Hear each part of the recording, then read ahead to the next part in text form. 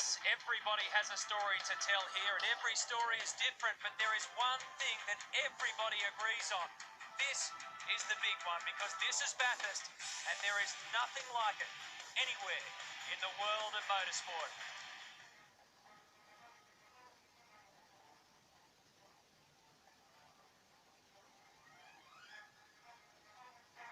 Let's take a look at the side of Mount Panorama, redeveloped a few years back. It's world class. Pit lane complex. All the transporters lined up neatly behind. Max has been part of this championship on and off since 2002, so he's been around. He's been here quite a few years.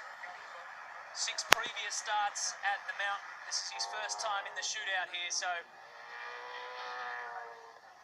36-year-old Brazilian is about to have the entire place to himself. The timing monitor clicks over now. The first lap of the top 10 shootout of 2008 is underway. A big roar from the crowd up to Hill Corner. Huge engineering effort for Brad Jones Racing at the start of the season to update their equipment across to Walkinshaw Performance Holdens. Both this car and the Team BOC car were Holden Racing Team Commodores from 2007.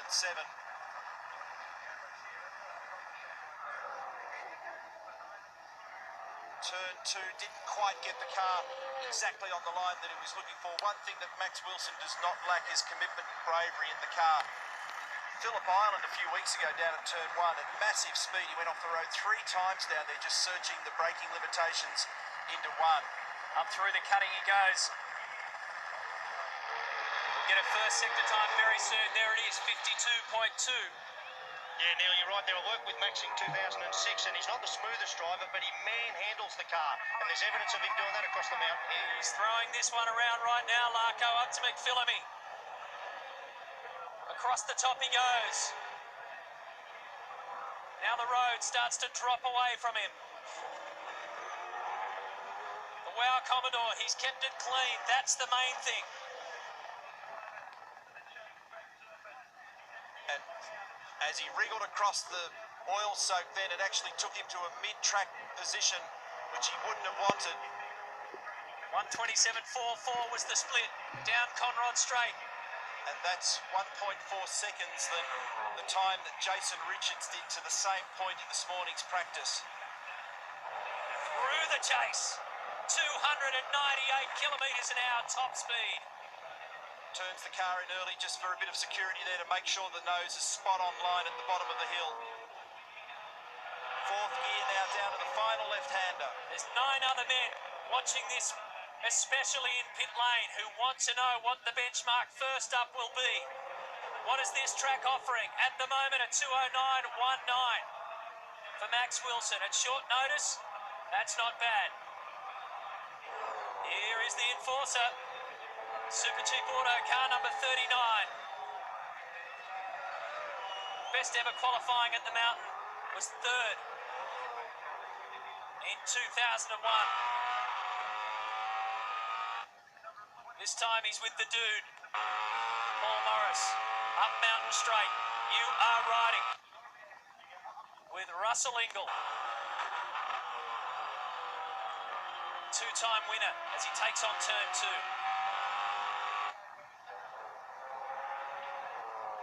Now the climb begins.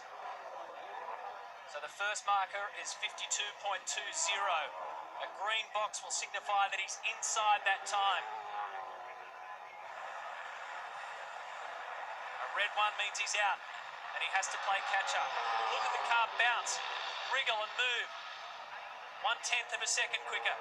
Yeah, a lot later on the breakdown there into McPhillamy Park. That's looking good. Russell, by his own admission, not a great qualifier, but he's committed here.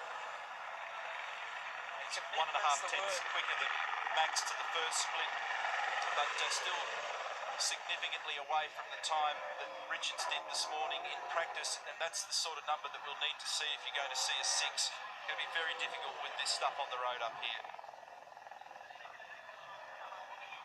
Through Forest Elbow. 1:27.13, so 0.3 of a second.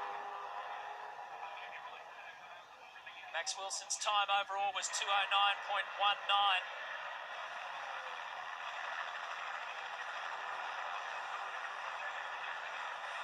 So Russell looking at mid 208s. Just check out how he takes the car so wide, so far out to the left of the circuit. It's just gutsy driving.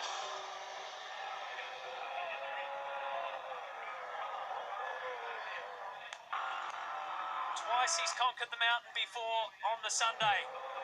What about here on shootout day? 208.78. 4/10 inside Wilson's time.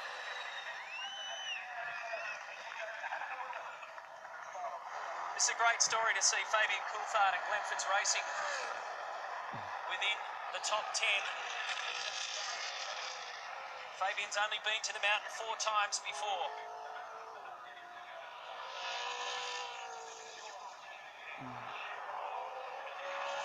They used all their green tyres, everything they could. And it worked. He sort of sprung up in qualifying and just threw down a good time as he brings it really, really wide to start the lap. He's on it before he was meant to be on it. 26 years of age, born in the UK, but he's a Kiwi.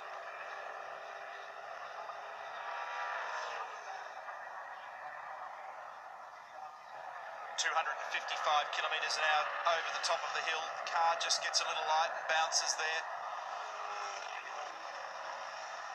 He's wide of the apex at turn 1. It's hard to try and get the exact braking reference there on cool tyres and get the car online. Uses all of the exit space coming out of the cutting. Short shift up to 3rd gear and now approaching where Mark Larkham is observing. Yeah, I've got to say, Neil, that was particularly smooth, that run. Only a little bit of breakdown in there. I reckon this kid's got a lot of potential. First split coming up. Oh, and he's wide at McPhillamy. 2 wheels in the dirt. And he would have had to correct the throttle at that point, and he's having a fair wrestle of it down the hill as well. He's still correcting.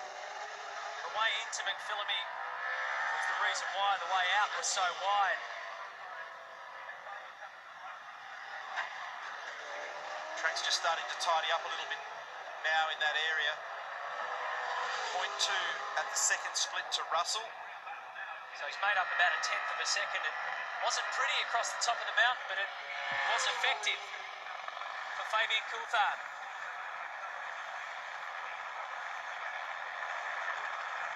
Through he goes. It's the fastest middle sector we've seen so far of the 3 cars that have run. Basically, that's all the stuff across the top of the mountain. It was on the rev limiter then in 4th gear into the final corner. That's always a good sign. Let's see where Fabian stops the clock. 208.8.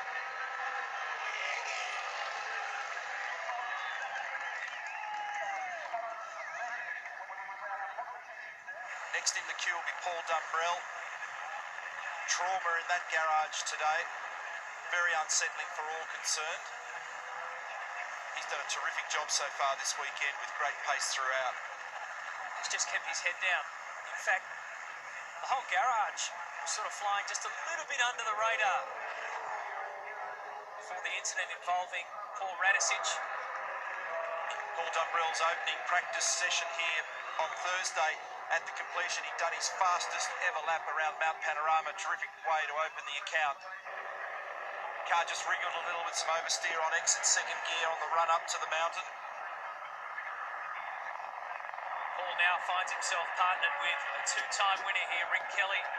David Reynolds has stepped aside.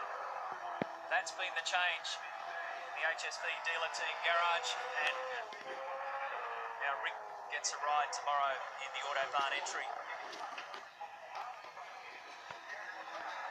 Coming up to the first sector time. That best split belongs to Russell Ickle, 52.05. 51.88, 10th inside.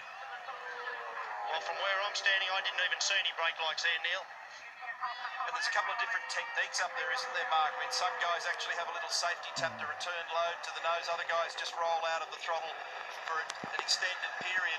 So it's great that you can observe that stuff up there at the moment. But this looks like a beautiful job over the top of the hill for Dumbrell. Cleanly online through the dipper. The track looks in better condition here, and the approach to the elbow now took the ideal line. Coming up to the second split, and that's a monster margin over Russell Ingall, 0.8 of a second, and this would put him on target for a low 2 minute and 8 or perhaps better. He's right on it for this one. It's been pretty flawless. Heading up the mountain, across the top of the mountain. What about down the mountain? Very late on the brakes through the chase, and the ride control was great through those enormous bumps there at high speed.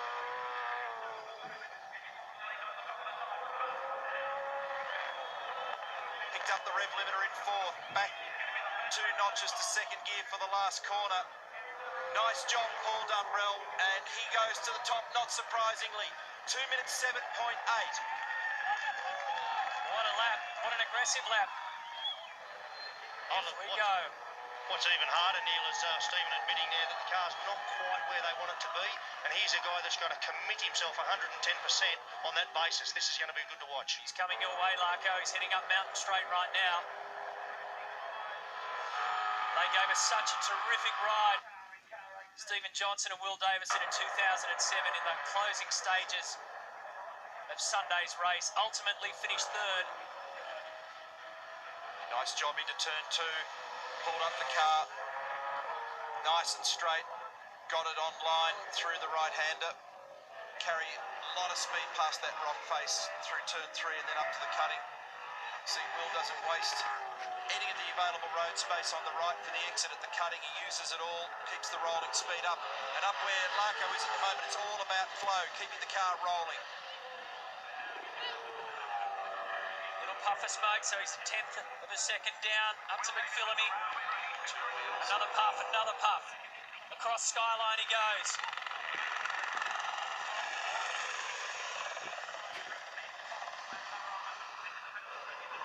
What a moment this would be for the 26-year-old. He's only qualified a car once here back in 2004. Now he's got a shootout lap to deliver. Oh, just watched him go really wide, so he's down on there again.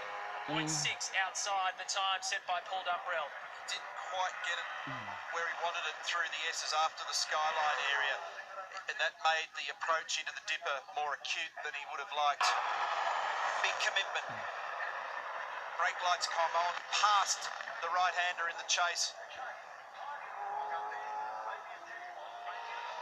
The opportunity for the early short shift from second to third gear to try and control the power delivery at the rear of the car. Around Murray's corner. Let's see how much he salvaged in sector 3. Enough to go second, so 208.251 for Will Davison. Lie already and go. His girlfriend Rihanna. Here comes Gartander, car 1, the Toll Holden Racing Team Commodore. First man in the 2 minute and 6s here this weekend. They spent a lot of time surveying the car on an older tyre set on Thursday and a fair chunk of Friday. Then they bolted new tyres on, and Garth responded with a high 2 minute and 6. What's he got in store for us today? Up Mountain Straight, winner here in 2000, qualified third last year. He knows what it's like to start this race from position 1 because his teammate 2 years ago, Mark Scaife, put it on pole. In the shootout last year, Tander recorded a 2 minute 7.28, and the target time ultimately was achieved by Mark Winterbottom, and it was just outside of 6. It was a 2 minute 7.09.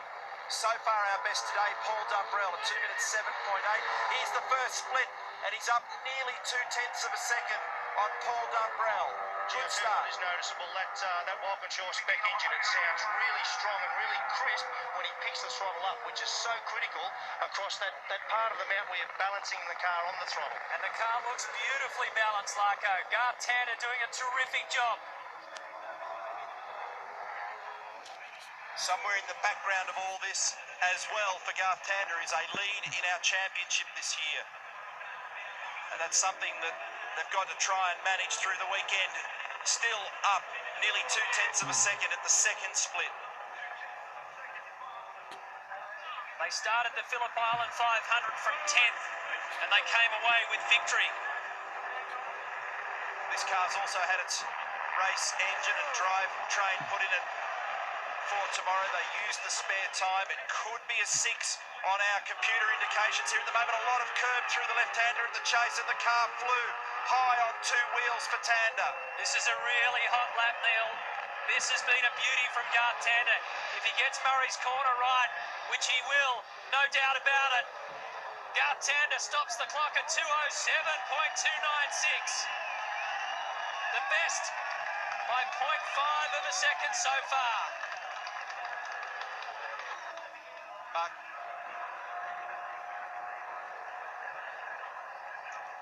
Mark Scaife, you're listening to us down there. What were your thoughts?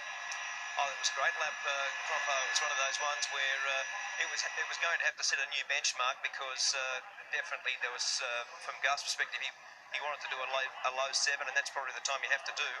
At the top of the hill, he flew the car down the hill, as in flowed it really nicely, and I thought the lap was very, very good. Here it is again in replay. I made mention of how much curb he took down there at the left-hander at the chase. But you've got to squeeze every last millimetre here, don't you, Mark? I mean, you did a 2 minute 7.19 here last year in qualifying. You know what it takes. Yeah, look, you have to use every bit of road and all those things about being lovely and smooth, Croppo. You know what that's like. That's that's just old wives' tales. It's all about doing. Desperate when you have to. Absolutely, you got to use every bit of road, and when it all comes down to it, if you can use the grass and make up some time, let's do it. So Garth's attack at the chase, and I thought his lap overall was very, very committed and one you'd expect from him. Thanks, Scaife. Best of luck tomorrow. Thanks, guys. Let's focus on car number 4, James Courtney, who's really ripping it up at the start of his lap. No millimetres left on the outside of that car as James came out of turn 1, second gear. Brought up a little bit of dust.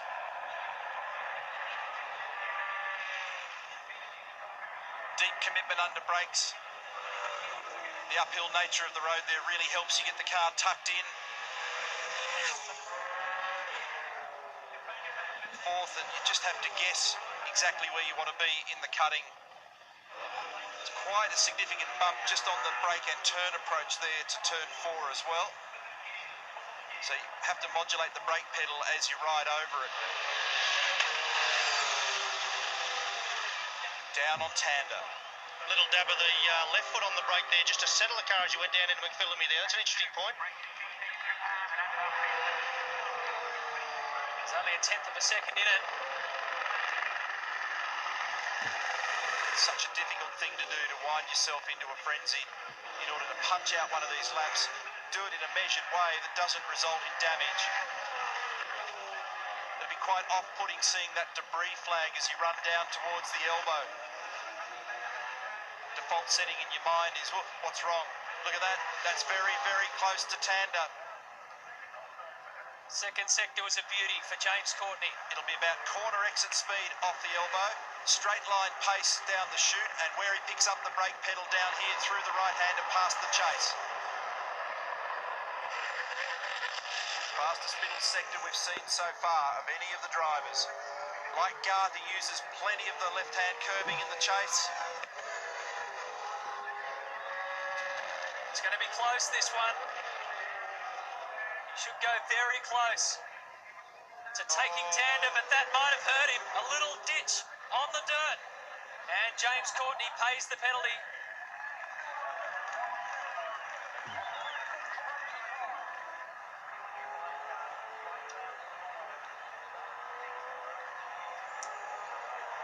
Car 888 Team Vodafone's Jamie Whincup is on track.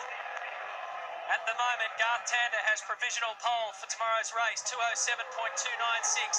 He is the time to beat.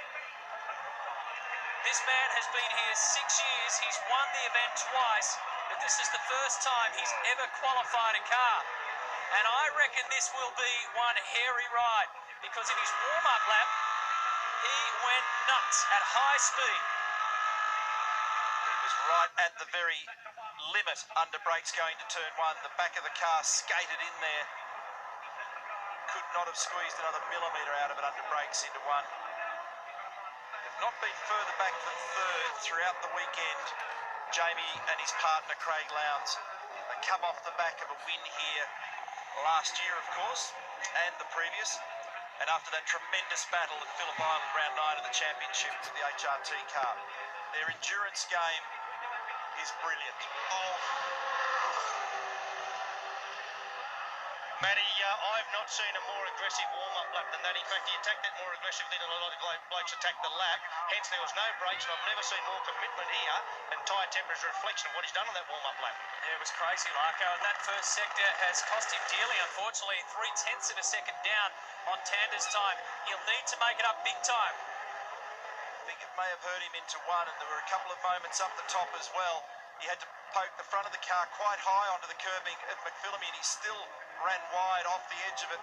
Oh, no, did he? He must have gone so close to that wall on the exit at Forest Elbow. Wouldn't be surprised at all if Jamie Whincup leaps. He's talking to Mark Dutton, his engineer. He said sorry. Yeah, he's left some paint behind. That's the most unusual thing, to hear them talking to their engineers in a shootout lap. They normally try to hold their breath for a couple of minutes, but Jamie Whincup must be wound up like a coil inside car 888, full of adrenaline. It's not going to transfer into a pole-winning time. Round the final turn he goes. What has he done in the end? A 2:07.951. Good enough for fourth.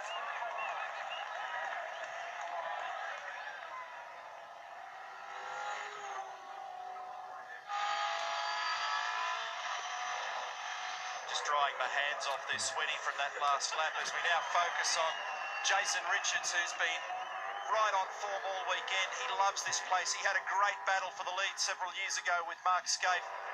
2 new cars at Sprint Gas Racing, a new workshop, a huge engineering and financial commitment to success at this race meeting. Greg Murphy and Jason Richards are standing tall in the saddle at the moment, and this is the lap that counts. This is the one that Jason has been looking forward to. They knew they had a good car. They've proven it time and time again throughout the practice and qualifying sessions, so much so that the man behind the wheel of car 3 has the second fastest time ever at the mountain. His teammate, of course, still has the fastest time from 2003. Whoa, wild ride at the top, Larko. Sorry, mate, I didn't see that. I jumped back behind the Armco. Not surprised. 0.2 of a second outside Garth Tander's time. So GT's time of 2:07.296 is looking pretty solid. But up here is where Richards has been unbelievably good. What was fascinating about that was Jason Track sacrificed a lot of road on the exit of the cutting, but then when he turned to the right and crested the brow just in front of where Mark Larkham is standing, he only just kept it off the wall. That was a wild ride. He's down 0.2 on Tander at the second split. Not as good a lap as he churned out this morning in practice, and so it brings into question the track condition at the moment as well. How much grip's it got? I think they're battling to repeat the times they saw this morning. Well, either way, no matter what time comes out of this for Jason Richards, they're still going to be happy campers at Sprint Gas Racing. You see the eyes from this far away, a wobble of the head as he applies the brakes for Murray's corner. Jason Richards, 5th, 2:07.987.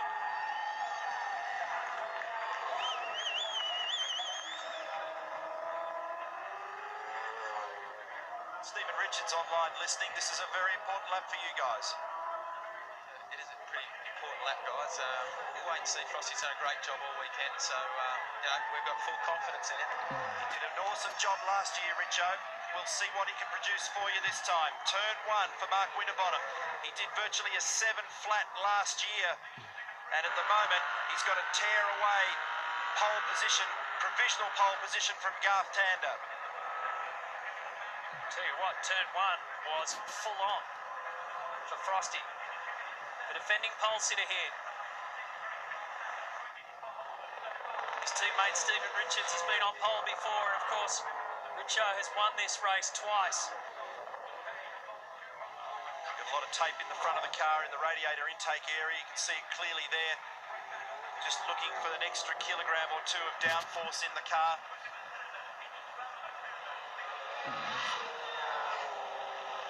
Down nearly 2/10. Yeah, beautiful to watch too. I mean, these guys have got their shock control well under control. I mean, look at the body on that car, just not rocking and rolling around too much at all. Yeah, it looks very docile over the top of the hill, doesn't it? Soaking up those bumps. It's a public road. 2 wheels through the dipper.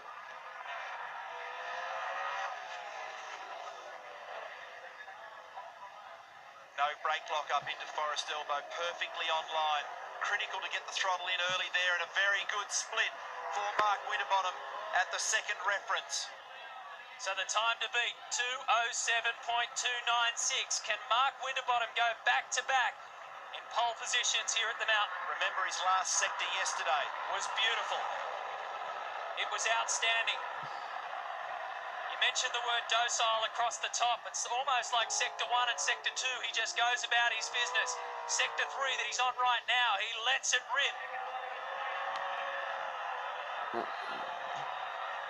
Here comes Frosty. Can he do it again in 2008? Can he put it on pole position? Mark Winterbottom is second. Garth Tander is our pole sitter.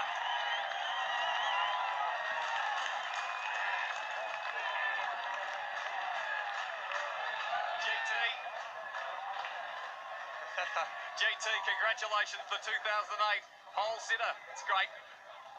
Yeah, I've been saying all week that qualifying doesn't matter, but when it gets that close right at the end, it's pretty good. But really didn't know how hard to push coming down the Forest Elbow with all that dirt and junk on the track. But the car was really good, and went really deep at the chase, and I think it was the last sector that got us out of jail. Well, it was a red box first, and Leanne, your wife, tapped you on the shoulder and said, "Stay with it, you're looking good." And then there was a green box, and your heart sank a little bit. No, she wrote us off. Scapey had to talk her back into it. So, look, it's great. It's great for the weekend. Great starting position, but I've been saying all day that 10 laps into the race tomorrow, no one's going to care who started where. So we'll just get her off the line in the morning and look forward to 161 laps. Good on you, mate. Well done. The car will look great tomorrow on the front row. Thanks, mate. Cheers. Here they are. Yep, Garth Tander on pole position for the first time in his career at Mount Panorama. His teammate Mark Scaife absolutely wrapped. Stephen Richards there giving us an insight into how FPR view a front row start for the race. It's a beauty. And then we've got in third position car 4 of Bernard and Courtney Dumbrell and Rick Kelly starting from position 4. Lowndes and Whincup 5. Murphy Richards 6. Johnson and Davison in 7th. We've got Morris and Ingle inside the top 10, along with Fabian Coulthard and Alex Davison, and Max Wilson and Bradley Jones round out our top 10. After all that, everybody kept their nose clean, and nobody could catch Garth Tander. He's the pole sitter. Now they put their heads down and try and work out how to do all that again for 161 laps tomorrow. Back with more from the mountain right after this.